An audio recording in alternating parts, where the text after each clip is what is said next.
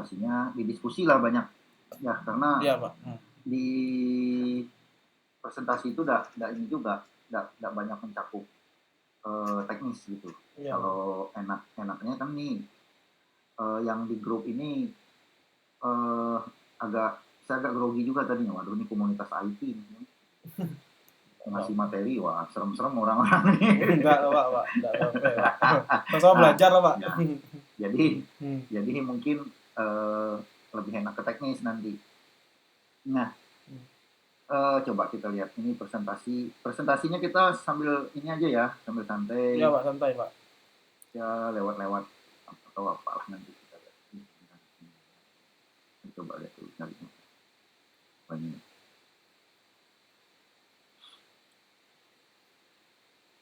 Kita cerita umum dulu, nanti baru agak nyerempet dikit ke ini, ke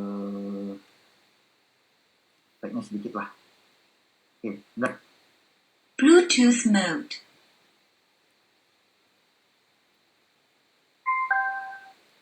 Mari ya.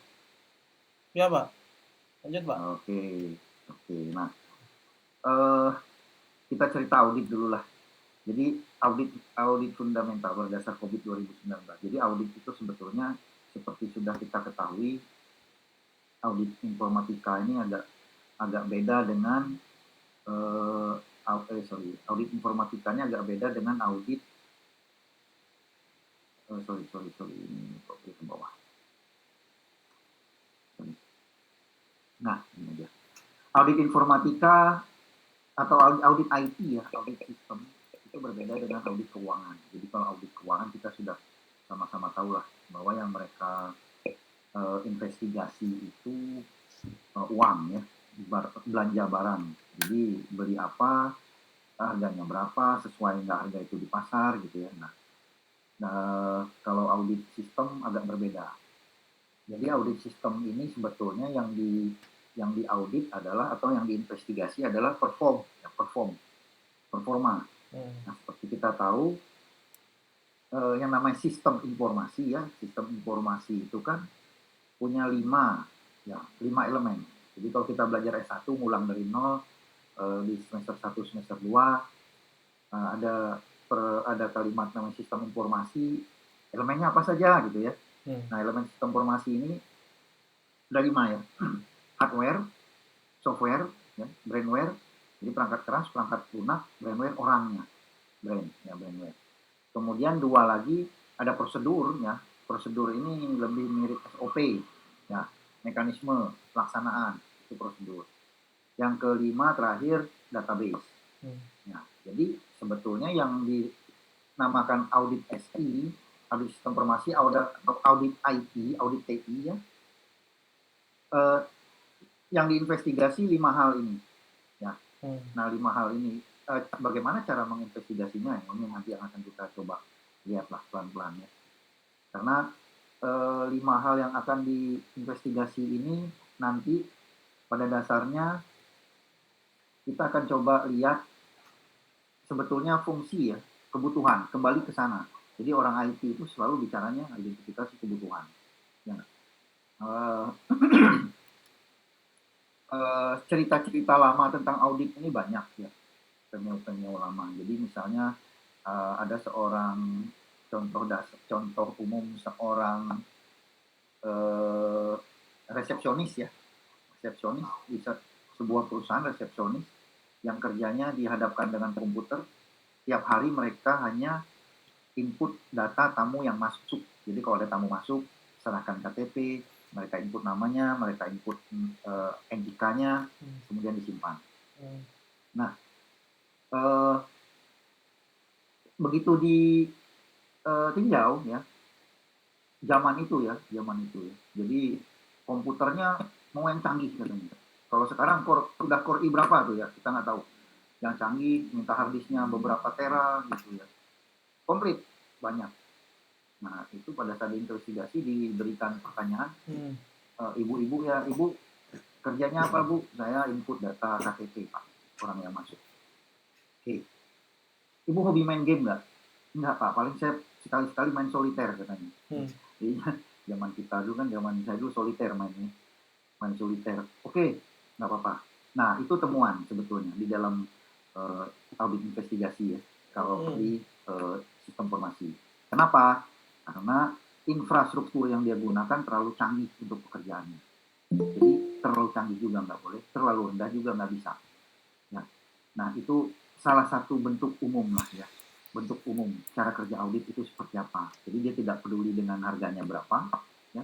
Dia nggak ngitung itu, tapi yang dihitung performa, kebutuhan.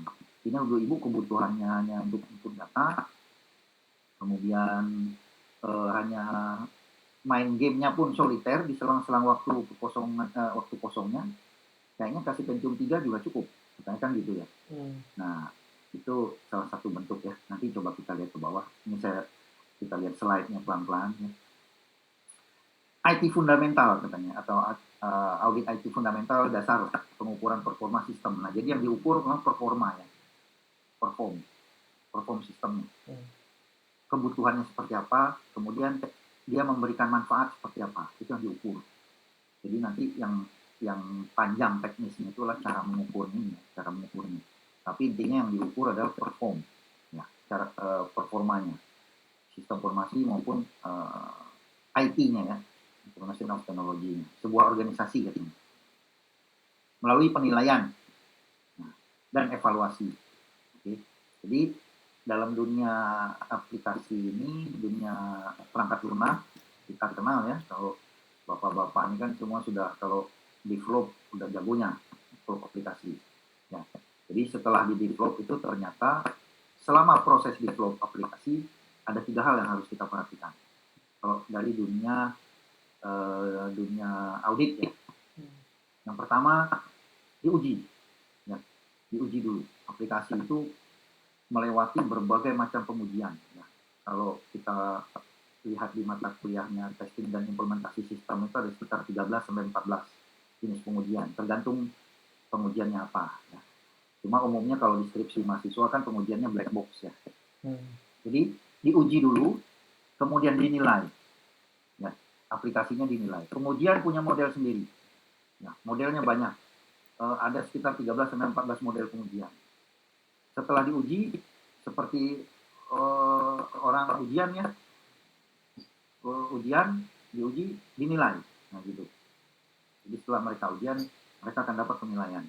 Artinya perangkat lunak juga begitu. Setelah melalui proses pengujian, akan ada proses penilaian. Ini dinilai. Nah, penilaian punya model sendiri juga. Ya, macam-macam. Yang umum digunakan modelnya namanya McCall. Itu untuk menilai sebuah perangkat lunak. Ini perangkat lunak berdasarkan kebutuhan berapa nilainya. Dan itu penilaian selalu hasil akhirnya adalah angka. Ya. Baik skala 0 sampai 100 maupun 0 sampai 10. Ya, itu untuk penilaian. Nah, setelah dinilai, terakhir dievaluasi. Nah, evaluasi inilah yang merupakan tahap akhir ya, yang kita sebut dengan audit sebetulnya. Jadi sebuah aplikasi pada saat di develop, dia diuji, dia dinilai, kemudian dia akan dievaluasi. Nah, evaluasi inilah yang nanti juga modelnya banyak, ya, macam-macam. Ada FP RUPS, ada ISO dan lain-lain sebagainya. Ya. Cuma yang umum, yang top di dunia lah ya, itu COVID. Dan COVID yang terakhir sekarang dipakai adalah versi akhir ini COVID 2019. Nanti kita akan lihat strukturnya di bawah COVID 2019 seperti apa. Nah, di sini katakan infrastruktur, arsitekturnya, organisasi, dan proses teknologi. Ya, dan lain-lain lah. Tapi intinya tadi yang saya sebutkan sebetulnya 5. Ya. Perangkat lunak, perangkat keras, orangnya kita audit. Jadi orang itu bisa kita hitung kinerjanya dengan audit, dengan audit. Kemudian SOP-nya, prosedurnya, mekanismenya, pelaksanaan seperti apa. Ini yang biasanya bapak-bapak jelaskan pada saat develop perangkat lunak dengan diagram activity, flow chart, ataupun data flow diagram. Ya, ada mekanisme di situ, SOP di situ. Terakhir database tadi ya. Jadi termasuklah yang disebutkan infrastruktur, arsitektur, organisasi, dan proses teknologi informasi. Oke, kita lanjut. Next. Kalau ada pertanyaan langsung potong aja ya Pak. Jadi kita sambil diskusi aja. Ya, oke siap Pak. Ya, langsung aja. Ya. Pengertian audit. Nah, pengertian audit ini kalau eh, kita searching di Google ya, kita sebetulnya ini yang nggak penting-penting amat lah ya dipresentasikan. Kita searching Google dapat banyak macam modelnya. Cuma kita coba rangkum lah ya, bahwa arti penting audit yang pertama katanya membantu organisasi memahami efektivitas infrastruktur sistemnya ya, dan mengelola risiko. Nah, itu yang penting, dua itu ya, efektivitas infrastruktur sistem dan risiko yang terkait sistem.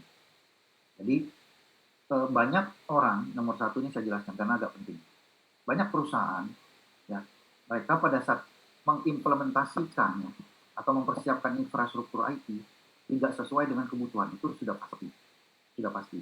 Biasanya karena didukung oleh SDM IT yang tidak mumpuni di perusahaan itu ya. Jadi efektif tidak sih infrastruktur yang dipakai? Ya, larinya ke kebutuhan lagi ya. Apakah kebutuhan itu malah melebihi gitu ya? Ini kita nggak butuh ini, kenapa beli ini gitu ya? Atau kita sebetulnya butuh yang spek bagus, tapi karena nggak ada duit belinya spek murah gitu ya.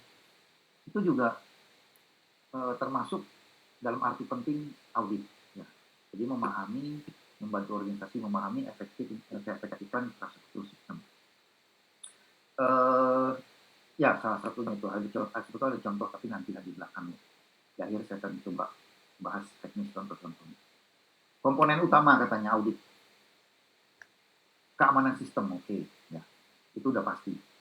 Nah, ini juga yang kemarin kita coba lihat di SPBE ya. Audit SPBE itu kalau dilihat di indikator 29, 30, 31 ada 3 infrastruktur keamanan ya. Salah satunya infrastruktur database, infrastruktur aplikasi, ada 3. Ya. Nah, dalam teori di sini bisa lah mencakup auditnya. Yang pertama memang keamanan sistem informasi. Yang kedua keandalan. Keandalan ini kalau bahasanya bahasanya penilaian itu reliability ya, reliability keandalan. Seandal apa sih? Ya, sekuat apa sih aplikasi ini bisa diandalkan di perusahaan gitu. Efisiensi ini diuji juga ya. Masuk dalam evaluasi. Efisien nggak dipakai? Gitu. Jangan-jangan sudah beli nggak pernah dipakai. Sudah dibuat nggak pernah dipakai. Ya kita nggak usah nyari contoh ya, kita banyak ya. Di pemerintahan kita banyak aplikasi yang sudah dibuat, tapi nggak pernah dipakai. Di kampus juga ada sama. Akhirnya masuk perpus, jadi bahan penelitian. Banyak yang kayak gitu. Kemudian komponen utama yang lain kepatuhan atau istilahnya apa? Compliance ya. Kalau di dalam audit compliance, kepatuhan ini komponen utama di dalam audit. Saya coba jelaskan sedikit. Kepatuhan ini artinya seberapa patuh sih kita terhadap sistem ya, kepatuhan compliance. Misalnya gini, COVID sudah menentukan kalau Anda mau bidang ini bagus, indikatornya kami kasih ini, beberapa indikator, 5 indikator jalankan. Misalnya tiap mau masuk database harus A, B, C, D, E, ada prosedurnya. Nah itu dihitung. Jadi cara menghitung tingkat kepatuhan itu ada. Nah, ada. Semua dihitung dengan dokumen nanti. Ya. Dari dokumen kita tahu ini sistem patuh nggak, orang-orangnya SDM-nya patuh nggak terhadap sistem. Semua dari dokumen. Ya. Jadi tanpa dokumen kita nggak bisa Pak menghitung kepatuhan. Jadi tanpa dokumen nggak ada audit. Audit itu bisa dihitung kalau dia punya dokumen pengembangan perangkat lunak namanya. Kita kenal dengan SKPL. SKPL ini spesifikasi kebutuhan perangkat lunak. Atau bahasa Inggrisnya SRS yang umum ya. Kita kenal Software Requirement Specification. SRS. Itu diambil dari IEEE nomor 830 tahun 93 yang terbaru kalau nggak salah. Dengan dokumen itu kita bisa melakukan audit. Oke, itu kepatuhan compliance terhadap peraturan dan standar perilaku bisnis.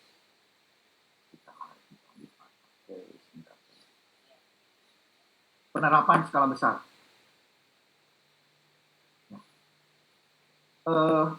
Audit IT bisa diterapkan pada skala bisnis yang kecil maupun yang besar, instansi swasta maupun publik, tergantung kita pengen apa ya. Tahun 2015, 14 ya, 14 saya pernah mengaudit JNE ya, untuk Kota Pangkal, khusus di bidang layanan support, ya, support system, support delivery di DSS. Ya. Pak Hariski itu juga kalau nggak salah dulu banyak riset dia di COVID juga ya, di audit juga kalau nggak salah. Cuma saya lupa dia studi kasusnya apa dulu. Oke, nah ini kayaknya nggak terlalu ini ya, yang nomor 3 ini penerapan skala besar. Jadi sebetulnya dia bisa dipakai di perusahaan besar, perusahaan kecil juga bisa, tapi nggak perlu semua domain dipakai ya, nggak perlu semua manajemen praktisnya. Sebagian saja kita pilih yang kecil-kecil. Coba saya menghitung misalnya untuk servis layanannya aja, misalnya servis desk ya, berapa sih nilainya? Itu bisa. Atau yang iseng-iseng nih, misalnya iseng, saya mau ngitung nih komandan saya ini di kantor, bos ini berapa sih nilainya, kinerjanya. Itu bisa dihitung, Pak, yang COVID. Bisa dihitung. Oh, ternyata sekian nilainya ternyata menurut COVID. Diam-diam aja ngitungnya tapi ya. Nah, kira-kira seperti itu.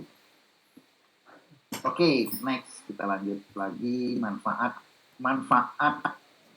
Ada koneksinya tadi dengan ini Pak, dengan yang sebelumnya. Penting. Yang pasti meningkatkan keamanan. Oke ya. Keamanan sudah pasti, keamanan data, mencegah serangan cyber, mengurangi kerentanan sistem ya. Ini umum lah. Dengan adanya audit nanti kita tahu kelemahan kita di mana. Oke. Cuma umumnya sambil ngobrol aja, keamanan umumnya orang tidak pakai COVID Pak. Ya, tidak pakai COVID. Security sekarang auditnya menggunakan keluarga besarnya ISO 27000. Ya, 27001 sampai 27009 sekarang baru. Ya. Khusus security ya, khusus security. Di audit ada, di COVID ada, tapi khusus security umumnya sekarang orang menggunakan 27000. Karena di sana indikatornya fokus. Ya. Jadi sambil share juga bahwa COVID ini areanya sangat luas. Ya, audit menggunakan COVID luas. Dia mencakup banyak hal. Maka itu kalau kita lihat di manajemen praktisnya ya, di manajemen praktisnya atau manajemen objektifnya, dia banyak juga menyadur model-model yang sudah ada. Ya. 7.000 diambil. Ya. ITIL ya, untuk servis khusus misalnya kita mau mengaudit tentang servis layanan, servis desk, servis operation dan lain-lain. Umumnya kan orang biasa menggunakan ITIL karena ITIL sangat fokus di layanan. Nah ternyata beberapa itu kita lihat di COVID juga indikator dari sana dia pakai juga. Jadi sebetulnya COVID ini kalau kita bedah dia banyak sekali indikator yang diambil dari model-model yang lain. Termasuk cara menghitungnya nanti. Cara menghitungnya kan dia pakai skala kematangannya dia pakai ambil dari capability maturity model CMM yang punyanya saya lupa. Nah untuk skala 4 pada kuesioner itu nanti teknisnya di belakang lah ya. Skala 4 pada kuesioner itu mereka pakai ISO 15504. Jadi memang agak banyak model-model luar yang diadopsi ke COVID. Oke, kita terus lagi. Nanti kita banyakin di diskusi aja ya. Membantu mengidentifikasi masalah. Oke, ini udah pastilah ya. Sambil jalan ini tetap pasti. Menemukan solusi sudah pasti. Nanti hasil dari audit kan rekomendasi ya. Mengoptimalkan infrastruktur sistem. Nah ini yang sekali lagi ketemu terus nih. Kalimat-kalimat ini kita ketemu terus ya. Dia mengoptimalkan infrastruktur, menentukan kebutuhan, mencari efektivitas. Ya. ini orang bagian ini bagusnya dikasih apa. Itu sebetulnya bagian dari audit IT. Nah, jadi sebetulnya Bapak Ibu sudah melakukan itu tiap hari mungkin ya di kantor masing-masing. Satu bagian kita lihat dia butuh apa, kita kasih. Nah, efektif nggak? Nah, itu sebetulnya sudah kita lakukan tiap hari.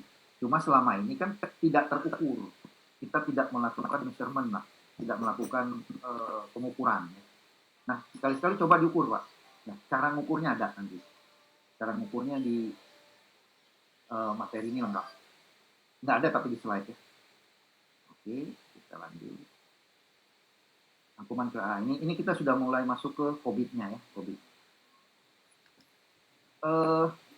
Saya sudah share ke Pak Fajri, nanti bisa minta Pak, karena Bapak-Bapak Ibu-Ibu minta filenya. Saya kasih 2 buku. Nah, bukunya agak susah dapatnya.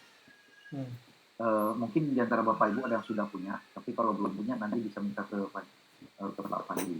Iya. Buku itu ada 2, COVID. Ada 2. Yang satu introduction, penjelasan apa sih mereka pakai model-model apa aja sih yang mereka rangkum, yang mereka ambil dari luar. Kemudian yang punya COVID-nya apa saja ada di sana lengkap. Ya, tapi tentu saja bahasa Inggris ya. Nah, buku yang kedua governance, metodologi and governance kalau nggak salah gitu. Atau governance metodologi, saya lupa, kebalik. Nah, jadi buku yang kedua itu tata kelolanya. Di situ dijelaskan 40 indikator itu apa dari sana semua. Ya, bagaimana cara membuat kuesionernya, bagaimana cara mencarinya, semua dari sana. Dan metodologi begitu. Jadi governance dan metodologi. Jadi buku yang kedua itu. Jadi Bapak Ibu nanti bisa minta bukunya ke Pak Fajri kalau mau implementasi itu. Coba-coba. Oke, rangkuman kerangka kerja oke. Satu, tata kelola sudah pasti. Ya, governance, tata kelola. Jadi ini yang menjadi core dari COVID. Dia sangat fokus di tata kelola. Ya. Yang kedua, bagaimana manajemen strategis, IT strategik ya istilahnya ya, IT strategik ya. IT strategik ini kalau Bapak Ibu pelajari agak detail ya, Bapak Ibu mampu nanti menyusun master plan. Karena IT strategic plan ada di sini, materi di manajemen strategis ya. Jadi kalau kemarin Bapak Das saya lihat sudah menyusun master plan untuk kemiskinan. Saya lihat di Kota Pangkal Pinang malah kita belum punya master plan IT, belum punya. Kalau nggak salah ya. Tapi master plan Smart City sudah. Cuma agak berbeda ya. Oke. Memastikan bahwa teknologi informasi mendukung integrasi dalam proses bisnis. Semua proses di pemerintahan atau kalau menyusun ini kita kenal, saya sebetulnya ada materi satu. Kalau ada waktu nanti saya share lagi. Kalau ada pertemuan berikut ada materi namanya Governance Resource Planning (GRP). Itu penting banget tuh untuk bapak-bapak ibu-ibu yang di pemerintahan sebetulnya. Governance Resource Planning. Nah, itu sama ya.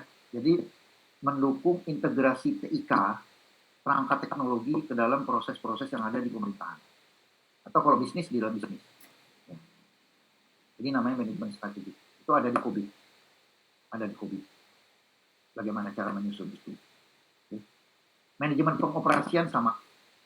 Bagaimana cara mengoperasikan. Jadi tadi kalau di 5 sistem yang dievaluasi dengan COVID itu, 5 elemen sistem itu, ini termasuk manajemen pengoperasian ini di dalam SOP, prosedur. Bagaimana sih cara menjalankannya? Ya. Standarnya kayak apa sih? Kalau nyalain server tuh gimana sih? Kalau mau mindahin data ke server tuh kayak apa sih? Gitu. Ada prosedurnya nggak? Dilengkapi dokumen nggak? Gitu. Nah semua audit dia akan lihat dokumen. Kalau Bapak Ibu nggak ada dokumen itu nggak bisa diaudit pekerjaan itu. Oke, nah itu COVID. Oke, akuisisi, pengembangan dan pemeliharaan TI. Oke, akuisisi, pengembangan serta operasional infrastruktur TI. Ini juga bagian dari kerangka kerja COVID. Apa yang bisa dia lakukan maksudnya gitu. Oke, baik. Mungkin ini slide-nya nggak banyak ya. Nah, hubungan antara audit, oke. Ini sebetulnya sudah ya tadi dilihat bahwa kalau kita tanya hubungan audit IT dengan COVID, ya, COVID ini merupakan alat, ya, alat untuk melakukan audit, bukan. Bluetooth mode.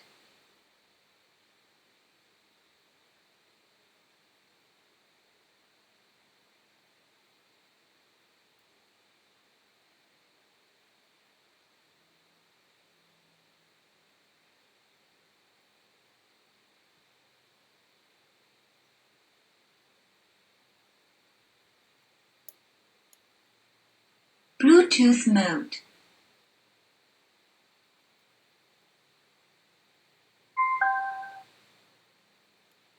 Banyak hal.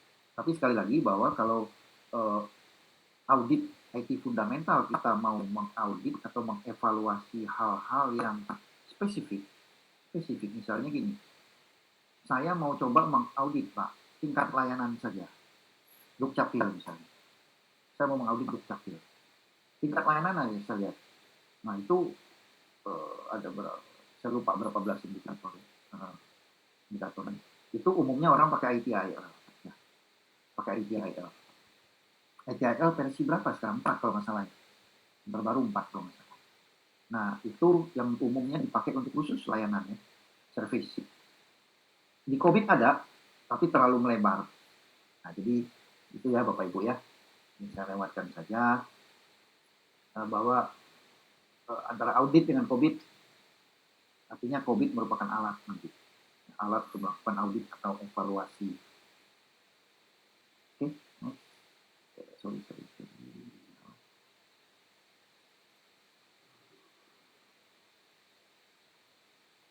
Teknik penerapan IT ya. Nah ini langkah-langkah umum ya.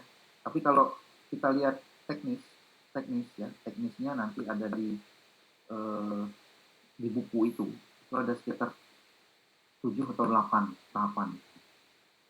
7 atau 8 tahapan yang harus dilakukan. Tapi ini secara umum diambil dari banyak model ya, bukan COVID saja. Pemeriksaan fakta yang pertama. Nah ini Bapak Ibu. Kalau saya mau melakukan audit aplikasi terutama ya, infrastruktur aplikasi, infrastruktur database, kemudian infrastruktur perangkat keras. Pada saat saya melakukan audit, hal pertama yang saya tanya, dokumen.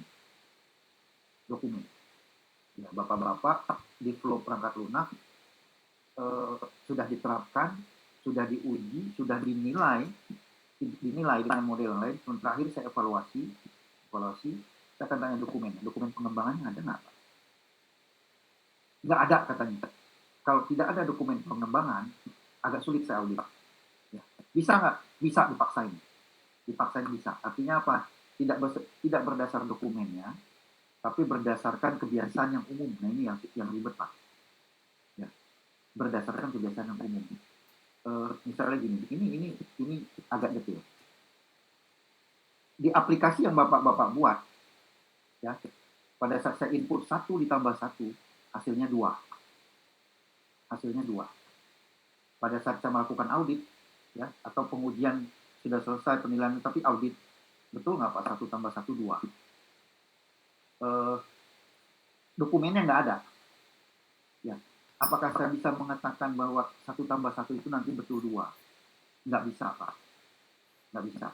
Karena ternyata dokumennya sebetulnya, saya itu pengennya 1 tambah 1 itu 3. Dokumennya bilang gitu. Ya.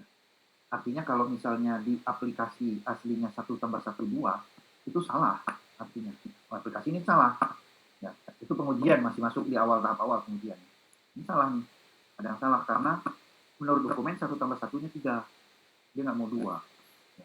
Kenapa ini 1 tambah 1, 2? Nah, tapi gitu Pak, kalau dokumennya tidak ada, artinya saya pakai pendapat umum. Yang umum di pasaran. Bukan pasaran. Yang umum dipakai ya. Umumnya 1 tambah 1 itu 2. Jadi nanti saya akan melakukan evaluasi berdasar itu. walaupun jadinya nggak valid datanya Pak. Ya. Pemeriksaan fakta dulu, fakta di lapangan apa, ya, dokumen. Dia punya infrastruktur apa. Oke, next wawancara bersama. Nah, wawancara artinya ini sudah mulai saya mengumpulkan stakeholder, ya, saya panggil kawan-kawan. Kalau di desa mungkin saya panggil orang-orang desa yang menggunakannya aplikasi dari tingkat kecamatan, ya, OPD, OPD teknis, OPD non teknis, panggil. Bapak, Ibu, selama ini infrastruktur yang dipakai kan ini ya, udah datanya udah ada karena saya sudah melakukan pemeriksaan fakta, sudah dipakai. Menurut Bapak Ibu ini memenuhi kebutuhan Bapak? Nah itu jawabannya macam-macam Pak. Ada yang sudah, ada yang belum.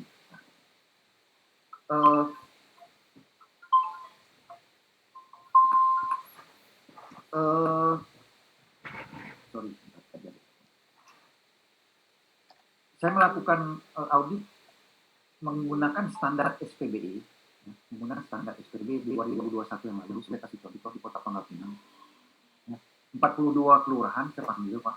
Saya tanya satu-satu, 7 kecamatan dan 42 kelurahan. Itu saya kasih kuesionernya ada, saya pegang, tapi tidak saya minta mereka ngisi. Jadi kuesioner itu dipandu satu-satu saya ngisi. Nah ternyata pada saat ada pertanyaan tentang infrastruktur, Bapak Ibu merasa sudah puas belum? Cukup nggak dengan infrastruktur yang ada di kelurahan masing-masing? Hampir 98% mengatakan sudah puas. Sudah Pak, kami sudah oke. Ya, artinya tidak ada masalah di infrastruktur perangkat keras. Ya. Perangkat lunak pun mereka sudah oke. Udah oke katanya, kami nggak ada masalah sama sekali. Itu malah kemarin ada bantuan yang baru segala macam. Nah itu temuannya. Cuma temuannya banyak yang kurang puas ada di OPD teknis. OPD teknis banyak, wah Pak kurang Pak, jauh. Kami ngerender aja ini butuh waktu 2 hari, jadi berharap 1 hari lebih, harusnya kayak gini ngerender 2 jam selesai. Nah itu temuan-temuan nanti yang akan kita dapatkan di wawancara. Ya. Oke, next, monitoring, evaluasi.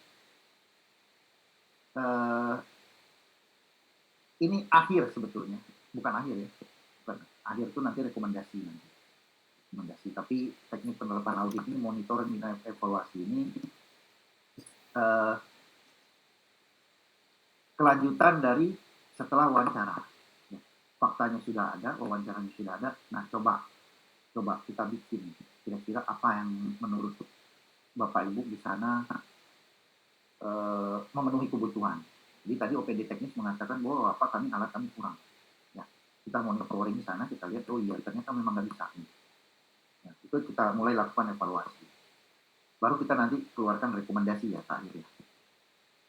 Verifikasi kontrol, perlindungan data dan kebijakan privacy, keamanan. Oke.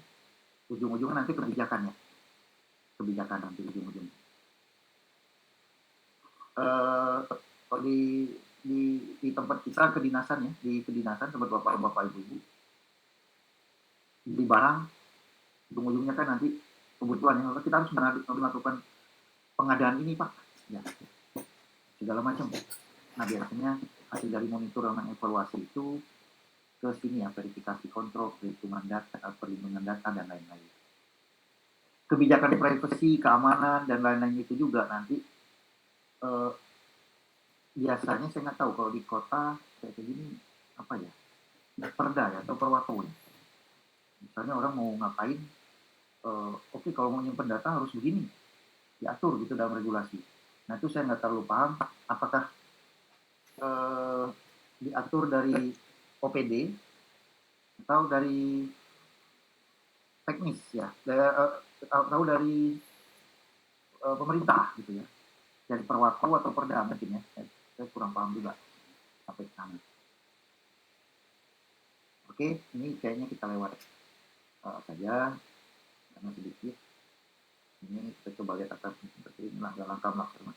Nah ini kayaknya kita lewat aja Pak ya, mempersiapkan audit segala macam langkah-langkah ini tadi sudah ada di atas. Cuma nanti teknisnya ada di COVID itu sendiri nanti kita lihat karena kita pakainya COVID.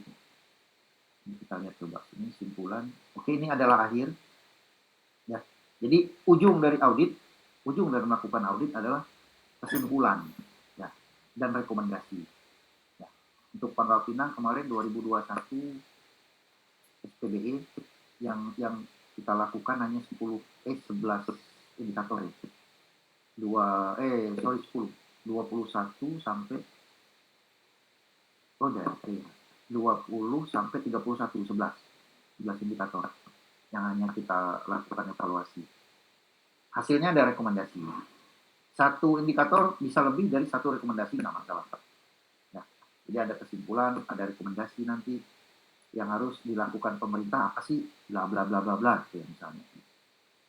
Oke, Bapak Ibu, kita coba lihat ini. Nah, ini saya coba bedah isi dari COVID. Jadi Bapak Ibu nanti boleh di poin ini, bagian ini boleh langsung nanya ya, langsung diskusi nggak apa-apa. COVID dari versi-versi sebelumnya ya, sudah berapa kali berubah, ya, berapa kali berubah, sampai terakhir 4.0, 4.1, di bawahnya ada 3, 2 dan lain-lain. Ada COVID 5 ya, terakhir COVID 2019. Saya belum dapat lagi COVID yang terakhir. Jadi terakhir COVID 2019 mereka menentukan domain area kerjanya COVID itu adalah 5. Ya, 5 itu dia pecah satu. Ya. Satu domain ada di governance objektif, tujuan tata kelola. Ya. Tujuan tata kelola, governance objektif. Ada 4 di manajemen objektif.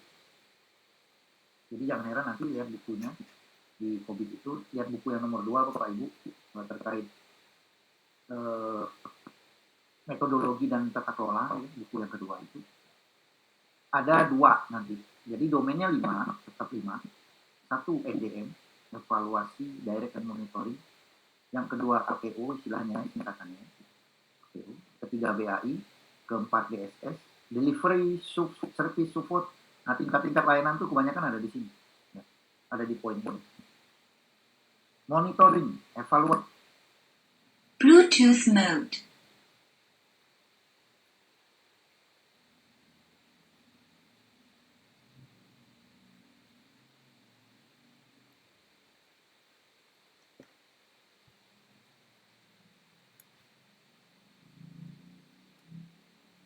Bluetooth mode.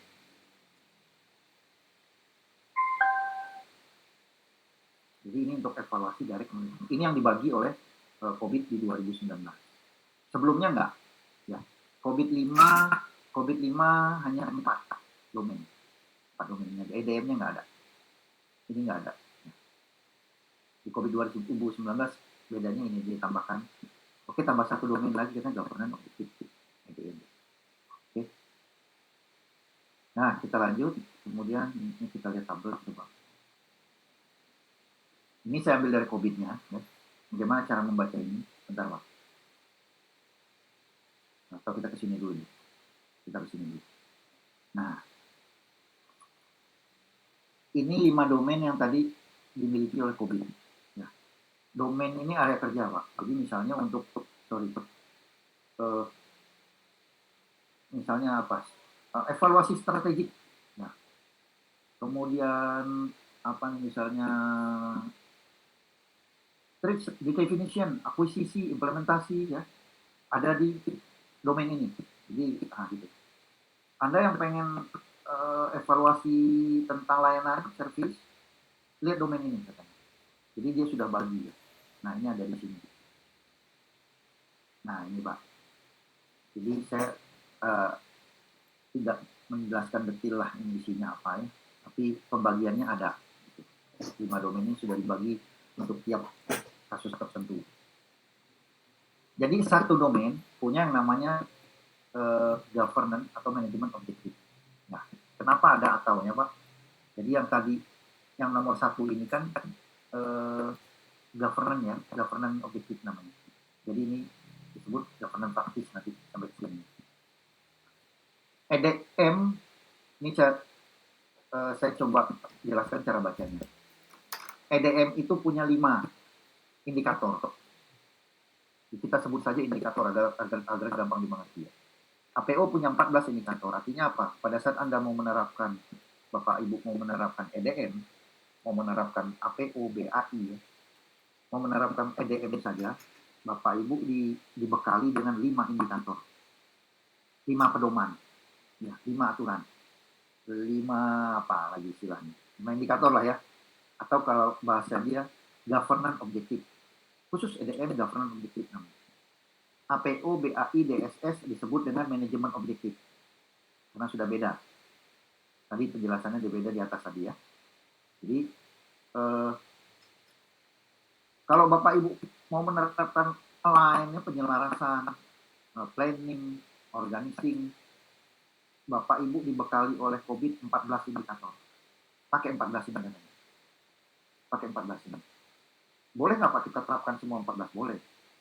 Tapi lihat areanya ya. Terlalu besar nggak? Terlalu besar nggak? Kalau dia kecil, misalnya perusahaan kecil, kalau perusahaan kecil Pak 14 yang kebanyakan. Boleh nggak milih indikator sekian, ini aja boleh lah. Ya, karena mungkin kalau mau implementasi terbatas dana juga mungkin. Nah, oke, kita terapkan indikator, 3 indikator cukup, nomor sekian. Oke, kita pakai itu. Nah, di dalam indikator ini Pak, misalnya EDM ada 5 indikator. EDM punya 5 indikator. Di dalam indikator 1 ada lagi sub-indikator namanya Pak. Ada sub-indikator. Yang kalau dalam COVID disebut dengan governance practice. Atau kalau yang di bawah ini, 4 domain ke bawah ini disebut dengan manajemen practice. Indikator 1 misalnya. Indikator 1 punya sub-indikator 5. Indikator 2 punya sub-indikator 8 misalnya. Indikator 3 punya sub-indikator 3. Nah ini sudah saya total. Ya. 5 indikator yang ada di EDM, dia punya sub-indikator totalnya ada 16. Jadi ini sudah semakin mengerucut ke teknis. Ya. APO punya sub-indikator 83. Ya. Dan seterusnya sampai total.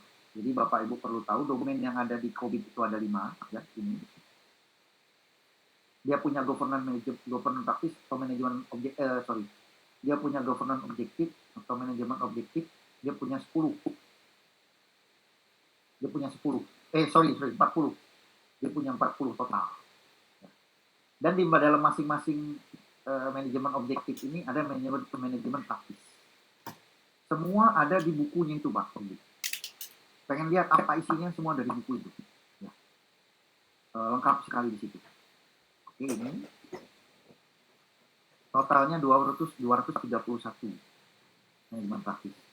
Jadi Bapak Ibu kalau mau menerapkan keseluruhan COVID ya, versi 2019 ke dalam perusahaan, keseluruhan tapi ya, Bapak Ibu harus menerapkan 40 indikator ini, didukung dengan sub-indikatornya ada 231 di dalamnya yang harus dimasukkan. Oke. Nah, activity ini saya kasih tanda tanya. Ini kayaknya bisa buat PR Bapak Ibu nih. Buat tugas. Nah, di dalam manajemen praktis ini Bapak Ibu kan 16 ya. Satu manajemen praktis ada aktivitas di dalamnya. Tiap manajemen praktis yang ada di sini semua ada aktivitas dan beda-beda jumlah aktivitasnya. Aktivitas ini adalah bagian terkecil, paling ujung. Nah, jadi misalnya gini, mau menerapkan DSS, ya, delivery, support, dan lain-lain. Bapak Ibu harus menerapkan 6 manajemen objektif, kemudian menerapkan di dalamnya artinya ada 38 manajemen praktis. Di dalam 38 manajemen praktis ini misalnya ada sekitar 130 atau 200 aktivitas. Nah, aktivitas ini sudah sangat teknis, ujung. Bapak Ibu harus A, B, C, D, E. Ada di sini Pak, di aktivitas ini. Kamu harus begini. Kalau keluar ruang server harus dikunci. Misalnya gitu ya. Misalnya ya, sampai detailnya seperti itu. Adanya di aktivitas. Nah, aktivitas ini, saya lupa angkanya. Ya, kemarin saya mau hitung males juga. Ya. Tapi kalau kita hitung dari ini ke sini, mungkin angkanya sekitar 4.000 lebih. 4.000-an lebih. Kalau nggak salah ya, dari total manajemen praktis ini. Tapi ini akan mendukung Bapak Ibu nanti. Kalau misalnya mau DSS, saya mau implementasi DSS, hanya manajemen objektifnya nomor A dan B, nomor 1 dan 2 saja. 2 manajemen objektif kita ambil. Artinya di 2 manajemen objektif ini kita hitung nanti manajemen praktis ada berapa, aktivitasnya ada berapa. Nah, di aktivitas inilah kita akan melakukannya nanti. Ya, pekerjaannya di aktivitas. Kita harus ini, harus ini, harus ini. Harus dilakukan ini, harus dilakukan ini. Semua ada di aktivitas. Oke, Bapak Ibu. Nah, ini slide terakhir kayaknya. Sambil menutup ini, nanti di aktivitas ini, COVID punya 2 model penghitungan. Yang satu untuk menghitung tingkat kematangan, atau tingkat kapabilitas juga. Jadi 2, maturity dan capability yang dihitung. Itu menggunakan model dari CMM dengan skala 0 sampai 5. Ya, 0 sampai 5 itu dia hitung. Tapi sebelum sampai 0 sampai 5 ini, pada saat membuat kuesioner bisa kita ambil dari aktivitas. Bisa kita ambil dari aktivitas. Ya. Jadi pada saat membuat kuesioner, kita jawaban di kuesioner itu sudah ditentukan oleh COVID. Ya, COVID mengadopsi ISO nomor 15504 dengan 4 skala. Itu yang diadopsi oleh COVID 2019. Boleh nggak Pak pakai alat yang lain? Boleh. Tapi sebaiknya jangan. Karena itu sudah rekomendasinya COVID menggunakan ISO 15504. Dengan jawaban Bluetooth mode. Bluetooth mode. sudah saya lakukan Pak, tapi sebagian nggak ada dokumen dan lain-lain. Oke, jawabannya. Large. Oh itu udah kami lakukan tiap hari. Dokumennya sudah ada, cuma belum tertata dengan rapi. Misalnya ya, large. F terakhir, fully. Oh udah semua. Ini udah bagus sekali di situ. Oke. Nilainya Pak 4 ini, kalau dijawab dengan N kuesioner itu nilainya 0. Kalau dijawab dengan P partial, nilainya 0,33. Kalau dijawab dengan large, dia dijawab dengan 0,66. Diberi nilai 0,66. Kalau dijawabnya L, yang large. Kalau dijawab F fully, nilainya 1. Nah, itu yang nanti setelah dapat semua kuesioner dijawab seperti itu, baru kita konversikan ke dalam CMM 0 sampai 5. Dia ada di mana tingkat kematangannya. Ya, tingkat kapabilitasnya ada di mana. Kita lihat 0 sampai 5. Nah, itu kira-kira cara penghitungannya Bapak Ibu. Cuma saya nggak masukkan di sini juga. Oke, Bapak Ibu. Ini ada link tadi saya kasih ke Pak Fadri juga kalau yang mau download materi. Ya, ada di situ. Atau materinya file sudah saya kasih ke